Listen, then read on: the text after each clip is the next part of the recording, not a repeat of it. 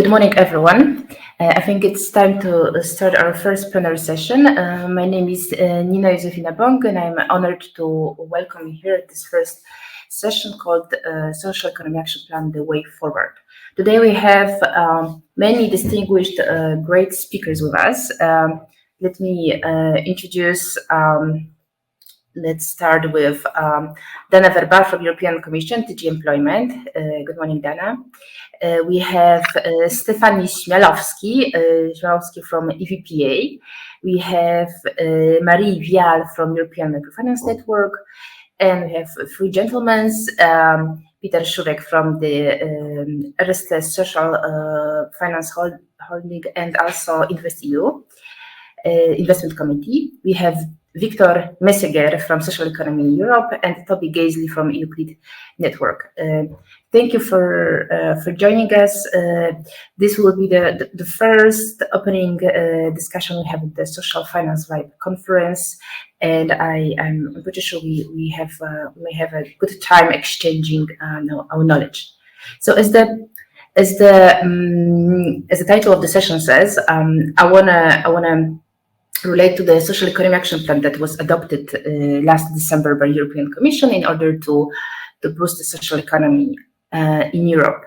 And and the Social Economy Action Plan focuses on 5 areas: access to market, access to finance, business model, internalization of social enterprises, and framework conditions. And as this is the conference focuses mainly on financial aspect, I want to ask you to focus more on the access to finance aspect of the social economy. And I want to ask you, I want to ask my speakers, I want to ask you to elaborate on what has changed since the Social Economy Action Plan was adopted. What do we know? What do we know should happen to really support the social economy in Europe and give it the support that it deserves? So I want to ask with you, Dana. We know that the next year there will be the Council recommendation from member states regarding the policy frameworks, and I know that the feedback was already received or collected from the social actors. So I wanna ask you, on the one hand, on how the Council recommendation can be used by the stakeholders that want to make the social economy more visible. How can we take advantage? How these stakeholders can make use of the Council recommendation, but also, from what you see, what are the best practices? Because it's something most interesting always to look at the best practice of building a social finance ecosystem that can be shared and promoted among member states. Over to you. Yeah, thanks, Nina. Thanks for this invitation. And on the Council recommendation, indeed, this is one of the key initiatives that were announced in the action plan. And as you rightly said, the action plan is not only about access to finance, but about many other challenges that social economy face in their development. And one of the main challenges is related to the legal and policy frameworks. And this actually has implications also on access to finance, of course, because when you have a good legal framework or policy framework in place, then this means that it also foresees support for building a social finance ecosystem. Otherwise, it's maybe not that good.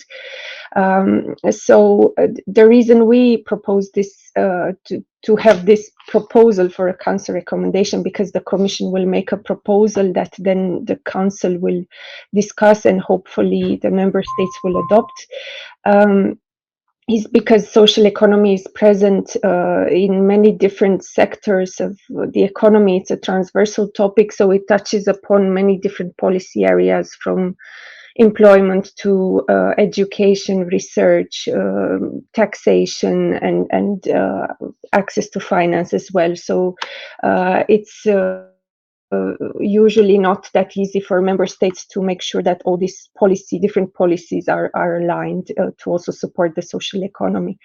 And indeed, you asked how stakeholders can make use of this council recommendation. So at the moment, we had an open consultation of stakeholders. The deadline was already at the end of September. Now we are in the process of analyzing about 80 contributions that we received.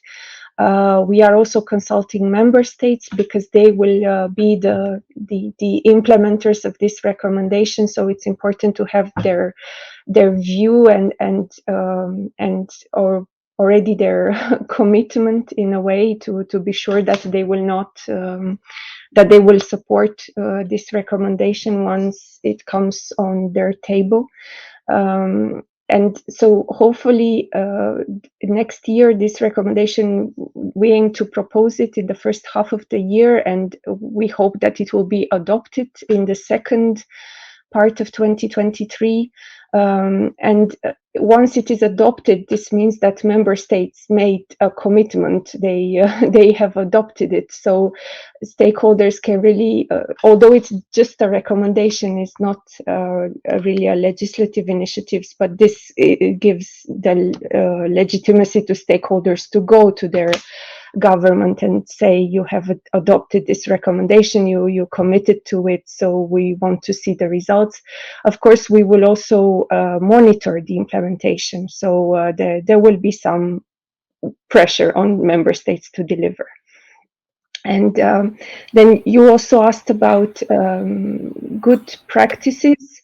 Indeed, so in the action plan, we advocate and we promise to deliver actions that focus on the whole social finance ecosystem. Most importantly, we use financial instruments under the InvestEU program, but the idea is to accompany these instruments, because it's not enough to make money available, but you have to build the capacity of the financial intermediaries. So this is why we have the advisory support.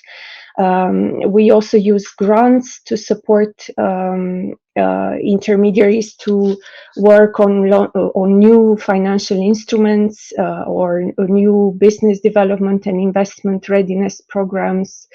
Under the structural funds, the European Social Fund and European Regional Development Fund, countries can use this funding for supporting the social finance ecosystem. So we have this FI Compass platform where we advise member states and managing authorities of structural funds on how they can design financial instruments and support for the social economy.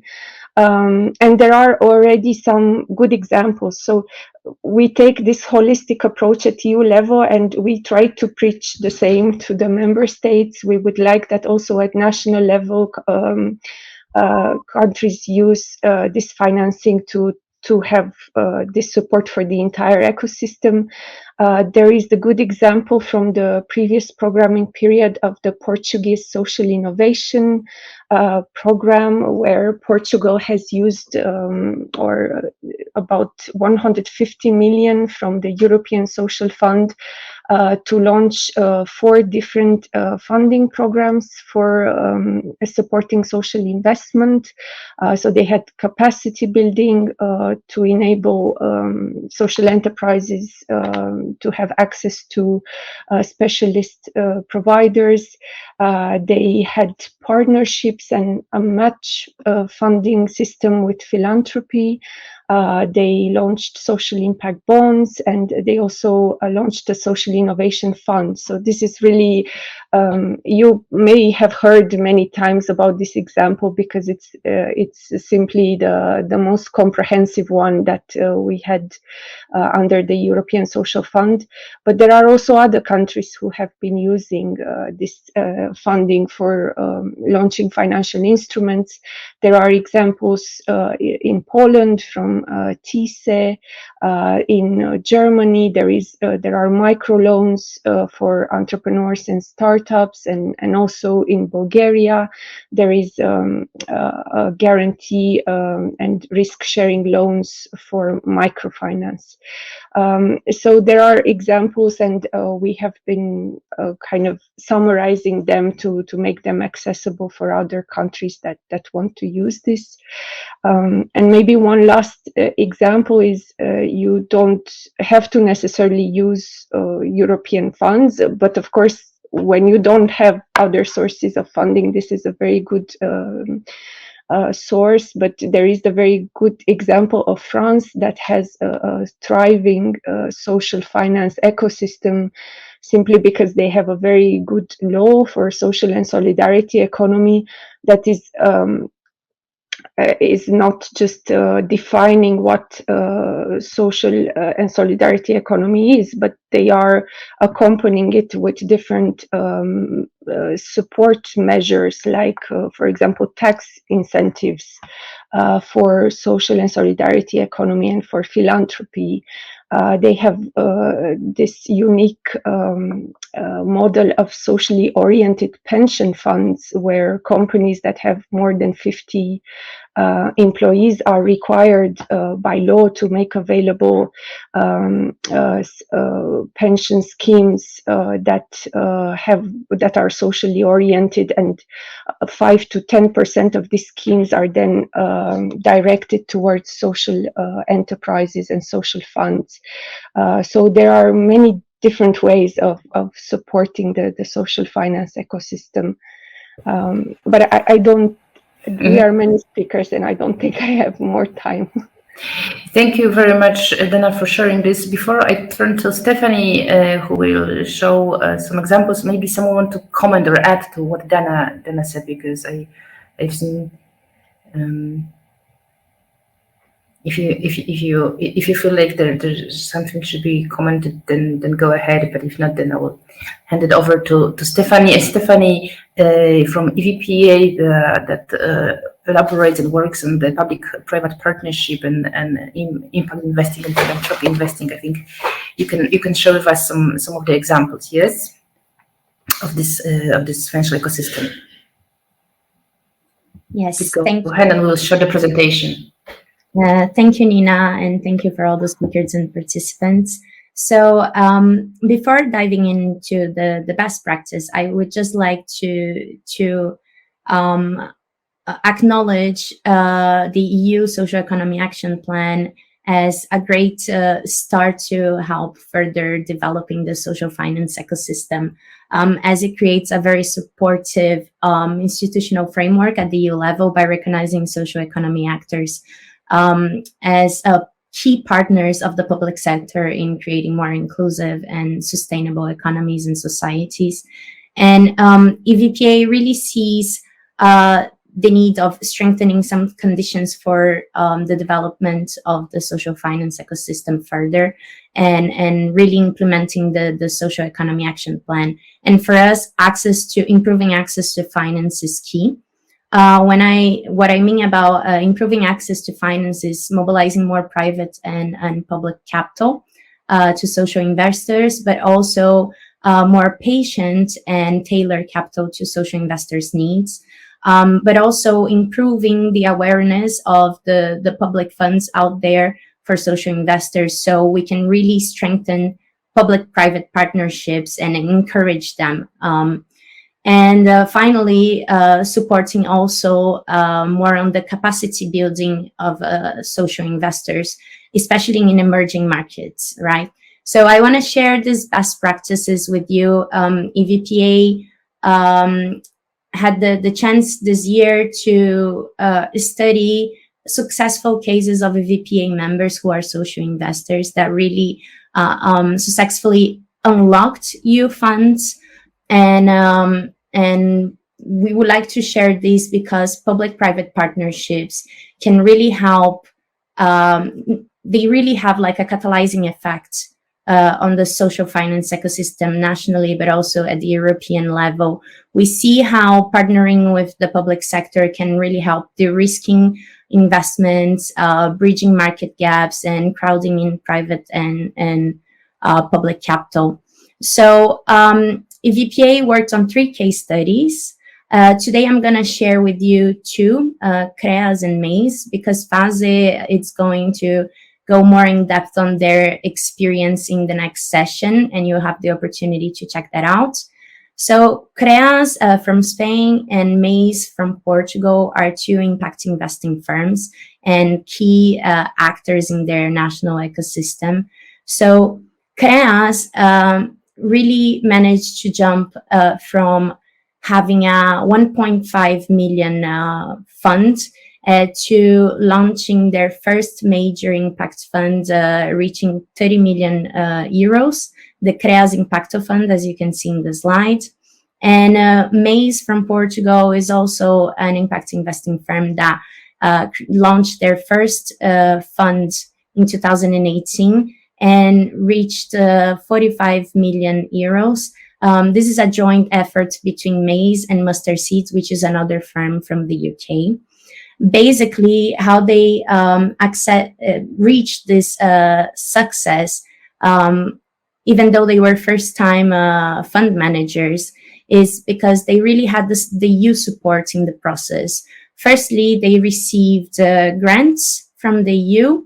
They got investments from the EIF with the equity products, and also a lot of non-financial support as well for capacity building that the EIF really provided to their new team.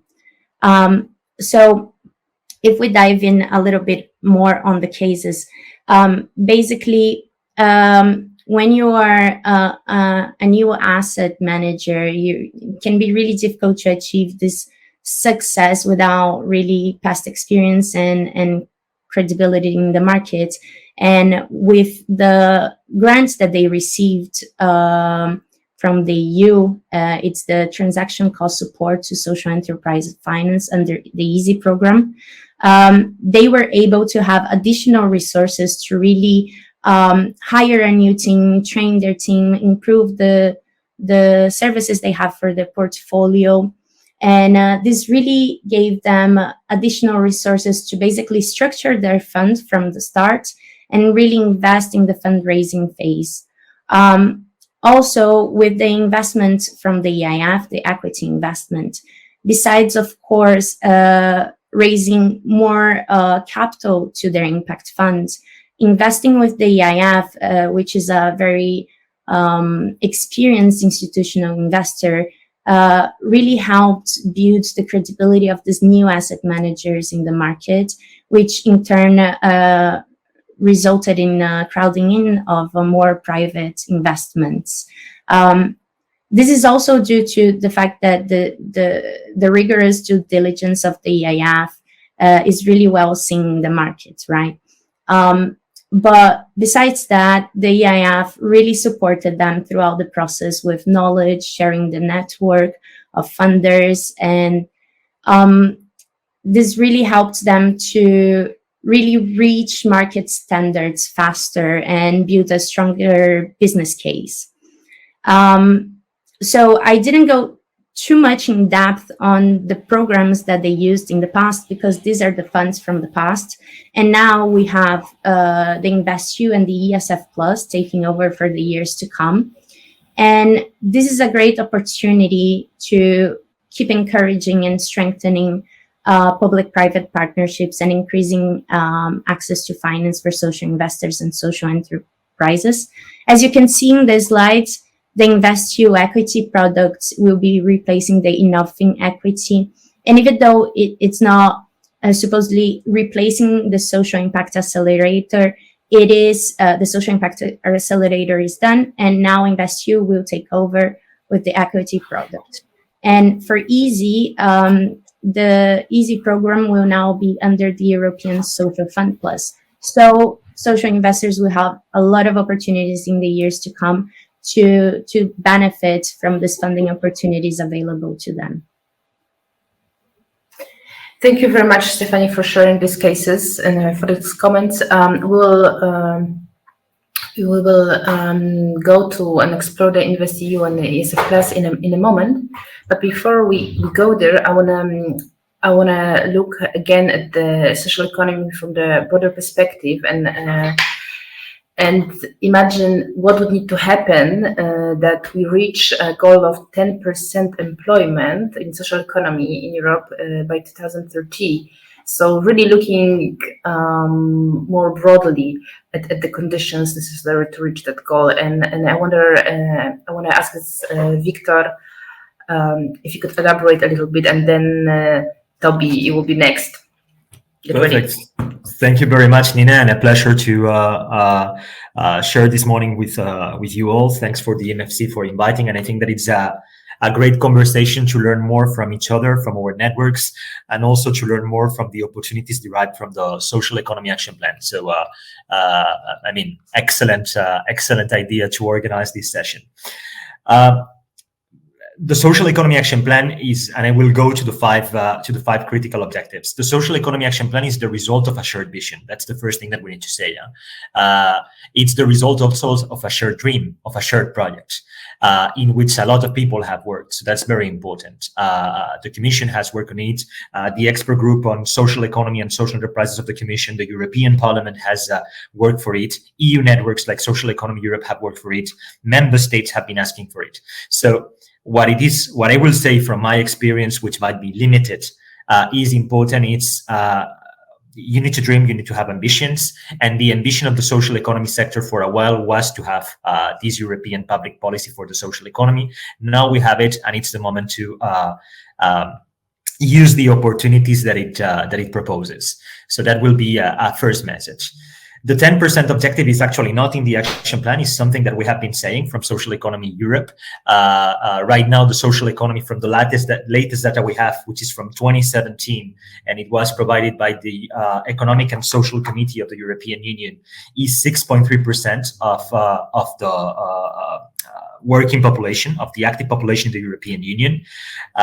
What we think is that I think that the Social Economy Action Plan is very good in pointing out to the disparities between member states. In some member states where the social economy is around 10% of employment and 10% of the GDP, that will be the case of Spain, of France, of Belgium, of Italy, among other countries, and countries in which social economy is in 0.6% of employment, and many others in which is it above 0.6, but well below 10% of employment. So there is a potential, and I think that it is that potential is very clearly stated in the Social Economy Action Plan itself. There is even more potential if the Social Economy Action Plan agenda is successful. There is even more potential if it is convergent and more actions from public authorities take place in the ground, from member states, regions, cities, etc., etc. And it is even more possible if the social economy itself has a strategic vision, has an ambition, and the idea to innovate. So here we already have some of the conditions which are necessary to achieve that goal. The first thing, having a strategic vision, having an ambition. I think that just to connect some dots, I think that the transition pathways that the European Commission will present next Monday 14 will help us to have a strategic vision, will help us to identify, and Toby lots, because he has been working a lot on that, together with us and with others and with the colleagues in DG Grow and with the colleagues in all the Commission that have been also have participated in the process. So the transition pathways identifies emerging markets for the social economy, areas in which the social economy has quite a lot of potential, and areas which are highly innovative, and also the conditions for other social economy businesses in every economic sector. It can be in an emerging industry or in a traditional industry to lead the transitions to be more innovative. So I think that that will help us. We have to use that document that will be published and presented in Brussels and also through an online event next Monday 14. By the way, today and tomorrow are the last days to register for that event, both in person and online. So important to say. And the event is taking place from 5 p.m. to 7:30 p.m. CET. The second, so again, a strategic vision. Let's take into account that the transition pathways could be one of those bricks, a strategic brick to develop a strategic vision with a 2030 horizon. Let's use that effort. Second element, convergence. The Social Economy Action Plan mobilizes 2.5 billion euros till 2027. Yesterday, I was in an event in Brussels with the Roi Baudouin Foundation, the King Baudouin Foundation, which is a philanthropic leader. And they were saying that they have 1.5 million ready for investment in social innovation and in the social economy. Member states like Spain are mobilizing 800 million euros through the Next Generation EU funds. So, I mean, if we have convergence among private actors, among investors, among public authorities, member states, and this is to achieve that convergence, the Council, particularly at political level, at policy level, the Council recommendation can be a key tool for modernizing legal frameworks, for learning from each other, copying good practices. I mean, one thing that it's only a good practice in few member states, workers' buyouts, transfer of enterprises to workers under the cooperative form, but not only, also under other social economy forms. To make that successful, very usually there are mutualistic funds to invest in these workers' buyouts. There is a legal framework which supports the workers' buyouts, but there is also the investments which are needed to accompany the worker which want to continue with the activity. So I was saying a strategic vision, convergence, and then it's very important, alliances and collaboration. We are growing up. We should not work in silos anymore. We are building a community. SEAP is favoring this community. This talk, Nina, that you and MFC are organizing today was not so common some years ago. We have a lot of networks, a lot of institutions which were not meeting on a daily basis and now are meeting. We need to seize the opportunity. We need to do projects together. I mean, we need to, our communities, which are already mixed, actually need to mix more and cooperate more. And social economy actors have to go out of their comfort zone and cooperate on a transnational basis, on a European basis. So alliances, collaboration, and cooperation. Then we need the people ready to go ahead. We need the entrepreneurs. And for that, we need visibility. I will not elaborate a lot of that. I think that SEAP has some critical actions to improve the visibility, but entrepreneurs are critical. Without them, we are going nowhere. We need the pioneers. We need the people ready to invest their lives and an important part of their efforts, their skills in starting up social economy businesses and believing in the idea. And then we need the money indeed, which is the last critical, very critical point too. So we need the investments. And on that, what I would like to say is that we have collectively, I truly believe that we have collectively a task, and is to work together on sustainable finance, to work together on a social taxonomy. I don't think it's a battle we are winning or losing. I think that it's a battle in which the social economy doesn't have a clear voice right now. We need to develop this clear voice together. It's not our social taxonomy. It will be broader than the social economy, but it will heavily impact the social economy. So we need to invest these resources and to work together on that conversation, on that EU conversation. So that's it from my side. Thank you. Thank you very much, Victor. Toby, I'm handing over to you, but also there's a question in my mind that I'm really interested for you to explore a bit on the market potential of the social economy that the transition pathway identify, but also the same question that I posed to Victor. No, that's a great question, and I think Victor also did a very good job of highlighting the importance of the transition pathway. So thank you, Victor, for that. Really putting it in context as well. In terms of the market potential, I think this is going a bit off what I was thinking about saying originally, but there's a great appetite, I think, in the social economy and among social enterprises for opportunities to sell their products and services. I think that's a big realization from us also at the Commission, but also more widely about this bisocial aspect, which is why there's a call out at the moment on bisocial. But within the transition pathway, this is such an interesting potential because it's looking horizontally. It's looking not just what are social enterprises doing and social economy organizations doing in their own areas. It's also saying, how does it link to other industrial ecosystems? How can solutions from the social economy impact on tourism and on the agricultural industry and everything else? So I think that within the transition pathway, this sort of market potential, this opportunity to kind of really disseminate social economy solutions, but also values and practices is a really big opportunity. So I hope that kind of gives a little bit of an answer to that question. But I think reflecting on again on what Victor has said, but also on this whole session about the Social Economy Action Plan, it's a lot going on. 2030 is a big year. So of course, the Social Economy Action Plan is looking at 2030. The transition pathway is coming along next week, and we're going to be moving along to 2030. This vision of the SDGs, the EU Green Deal, all of these other things, where we're going to really transition to this green and digital and better economy, in theory. But of course, social enterprises want to be a part of that, and they are trying to be a part of that, but they still are facing barriers which a lot of policies are trying to address. We just heard about social taxonomy, another big deal which can really make a big difference. But finance, I think that's one of the biggest barriers which constantly comes up, or if not the biggest barrier which constantly comes up, and which isn't going away.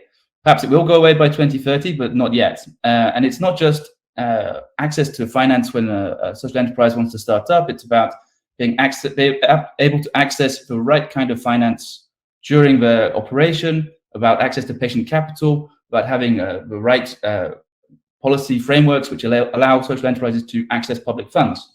So it's not just a simple case of finding some more money to give in a simple way. It's about really trying to develop these new financial instruments, which is why also things like the fee compass from the Commission with the ESF Plus and these other instruments is really important. So Euclid Network, we've been running the European Social Enterprise Monitor for 2 years, and finance both years is the one which really comes up as the barrier, which is stopping social enterprises or hindering social enterprises in what they do. Visibility, as Victor also said, is a big issue, and it's not just among the public that it's a problem, but it's also among people who are in a position to provide finance, procurement officials, policymakers. It's a wider issue. It's not just one group. And I think actions through the Social Economy Action Plan, but also social taxonomy and other policy agendas will help with this. But it's also something which needs tackling at national and local levels. This, of course, isn't something which just happens. It requires political support. And that's, again, one of the barriers highlighted by social enterprises during the Social Enterprise Monitor as something really they need. They actually, across Europe in the monitor, only 2% of enterprises thought there was a very high support of social entrepreneurship in their country. So that's not a lot. And in Germany, Poland, and Bulgaria, there was actually no respondent that thought there was a very high level of political support.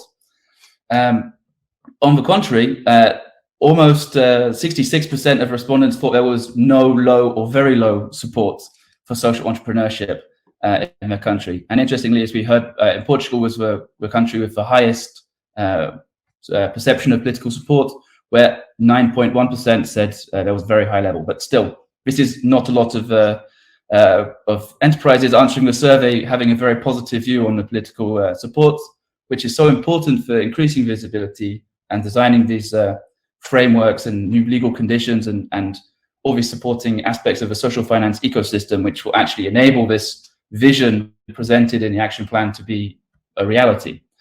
And of course, I may have a slight vested interest as a European network for social enterprise support organizations, but support organizations are very important for developing this social finance ecosystem, enabling enterprises to access this support and providing the non-financial support, which it makes it possible for business to grow, access for financing, and develop the business in a sustainable way. I think we don't have so much time, but I hope that gives a bit of an overview. I think there's a lot of potential, and 2030, it's not so far away, but there's no reason why it can't be that 10% employment is achieved by this point in the social economy. Yeah, thank you. Toby, can you also share with us when the results of your survey will be revealed or will be public? I would love to share that with you. That will actually be on Tuesday, 2 till 3:30 European Central Time. You can find more information in our booth in the expo section of Hopin. But yes, please, we would love to see you. And if you're in The Hague, also join us in person. But I guess most of you won't be. But yes, you can join us online. So please join us. Great. So great timing, really. So I want to move to Peter. now, because the finance, obviously, it's the Invest EU. It's was brought up a couple of times, and you are representing two hats: Erste Social Finance Holding and the Invest EU Investment Committee. So could you share your thoughts or comments on what already were discussed, and also what has changed since the Invest EU was launched, and in terms of supporting the sector? Thank you for inviting me. I hope you will be able to see me and to hear me, because I have some technical issues here. So thanks for the question. I think the whole sector of financial intermediaries in the social economy were desperately waiting when InvestEU will be launched, because as we know, it was delayed for some time, and many of the intermediaries were basically running out of the guarantee facilities which they got from the EC. So I think from perspective, there is a new wind in the sector. There is a new hope, despite all the kind of external factors which are not very supportive. And I would like to maybe also mention that in this discussion, that we are not living in a vacuum. Social economy is not in vacuum, and we see somehow as practitioner on the field that the times are tougher, also for social economy. Of course, with regards of the whole energy crisis, inflation, rising public debts, which are not addressing social economy so much, public support, but actually the population, so people can pay their energy bills, and also companies. And we see it somehow with our clients that, of course, the level of support actually now is decreasing. Many public authorities for social economy. We see also that the social economy actors are also not very confident in investing for their future development. So I think it's a very important time that InvestEU has started, and that there are these facilities, on one hand, the guarantees for financial intermediaries to be able to provide lending to social enterprises, but on the other hand, also the big proportion, actually, and much more larger, on the equity funds, which will be invested into impact funds, and basically also supporting social outcome schemes, because of course also the impact funds can invest into social impact bonds. So I think that is a very, very important and probably known in the sector kind of product scale, the key product scale, which is basically run by EIF. What is maybe less known is the other programs which are just now coming up by EIB and other implementing partners who are becoming active also in this field. And I think it goes into the direction of larger projects which can really bring informational change. So we have seen and approved the first project focus on building new student homes, social homes, about improving school infrastructure. So that are all like bigger investments that can be fostered by the funding from InvestEU, and become then much more affordable for the provider of these services. So I think that's also maybe one aspect which I would like to mention, that this larger project actually mostly run by larger associations, larger non-profits or public sector, is also in scope of InvestEU. So basically what I believe is that the InvestEU gives now a new hope. I believe it gives the funding which is needed in these difficult times for social economy actors. I believe also what is important to think of the whole aspect of social economy, we would need to also bring traditional businesses to become social enterprises. I think that's one of the biggest potential which we have to grow social economy. It's not only to look for new startups and new social economy players, but to see how to motivate existing family businesses, SMEs, micro businesses, which are actually many of them not knowing that actually they are a social business, because many act and work in this kind of social business mindset. So how to motivate the traditional sector to move into social economy. And I think then we can, of course, move not only to 10% of the GDP, but then we can move to 50, 60% of GDP in the future. Thank you very much for this input. Actually, talking about the identity, It's also similar case of the microfinance. Sorry, I have the echo. Does the microfinance sector identifies itself as a social economy actors? That's also something that we are observing, and we are also working on actively at MFC and EMN. And Marie, I want to hand it over to you because I'm afraid there's the problem with my voice coming to you. So please, if you could also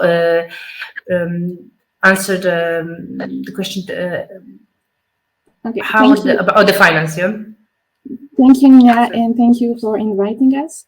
So, as mentioned by the other panelists, one of the key conditions for the social entrepreneurs to grow is access to finance. And of course, enterprises whose goal is not to make money do not look like the most attractive targets for investment. So we need to ensure that we have a responsible and sustainable financial ecosystem for the social economy sector. And here, social finance providers, such as microfinance institutions, are here to support access to finance for social entrepreneurs. Microfinance institutions are part of the social economy.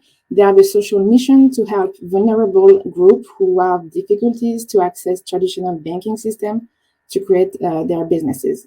They are close partners to small social entrepreneurs. They can support them with financial and non-financial services. And so, as financial intermediaries, they play an important role in channeling EU support to social entrepreneurs.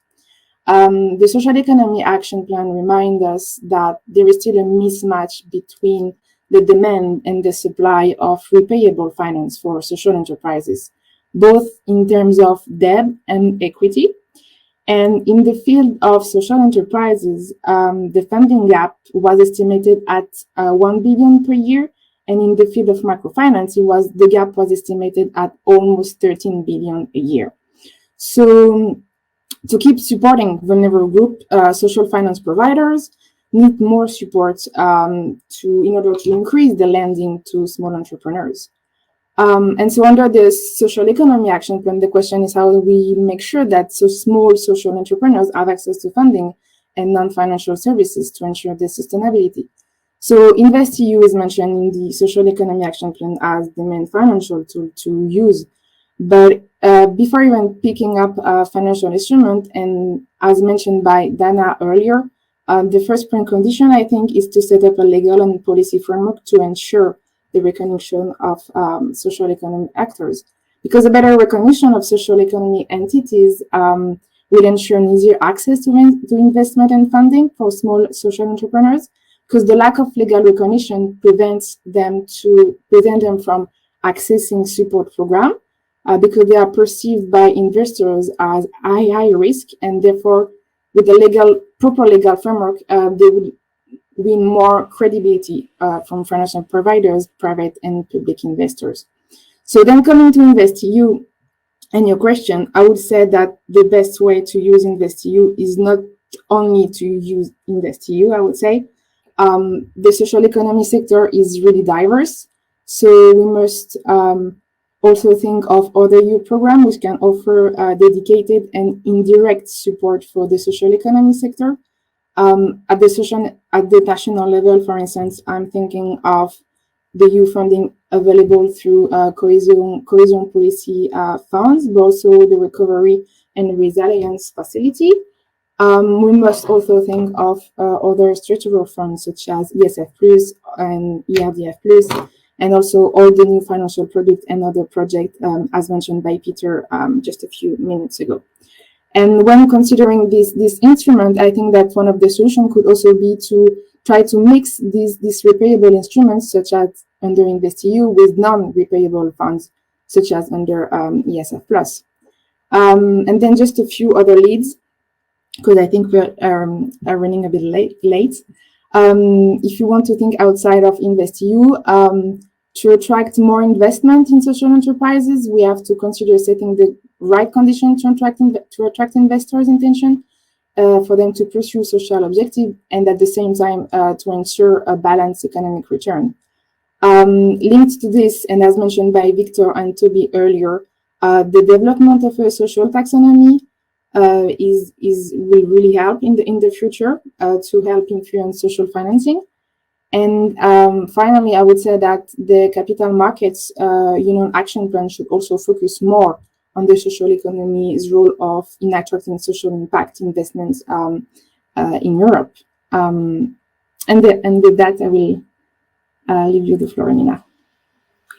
Thank you, Mary, for this contribution.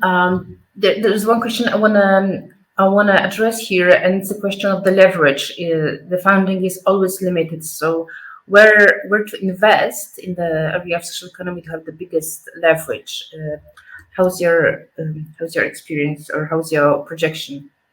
And this is the question that please volunteer to answer. Who feels the most convenient with this one? Sorry, I didn't hear the question. The question is really to Peter, Victor, Marie, so everyone who feels ready to answer. Like, if the funding is limited, where should we invest to have the biggest leverage in the developing the social economy? Which area?